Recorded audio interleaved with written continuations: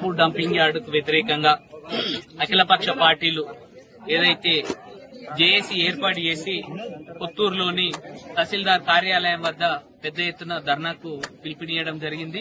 ఈ ధర్నాల్లో ప్రజలు స్వచ్ఛందంగా వచ్చి ఈ డంపింగ్ యార్డ్ ను వ్యతిరేకిస్తున్నారు. అదేవిధంగా గ్రామీణ ప్రాంతం యొక్క వాతావరణాన్ని, జీవావరణాన్ని పాడు చేయొద్దు, కాలుష్యం చేయొద్దు, పర్యావరణాన్ని కాపాడాలని చెప్పేసి ప్రజలందరూ స్వచ్ఛందంగా ఈ ధర్నాకు వస్తున్నారు. కాబట్టి తక్షణమే కాంగ్రెస్ ప్రభుత్వం మరియు ఇక్కడ స్థానిక ఎమ్మెల్యే వీర్లపల్లి శంకర్ గారిని మేము ఒకటే రిక్వెస్ట్ చేస్తున్నాం.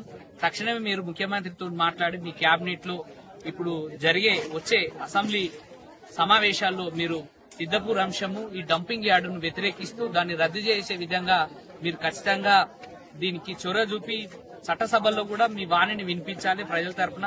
లేకపోతే మీ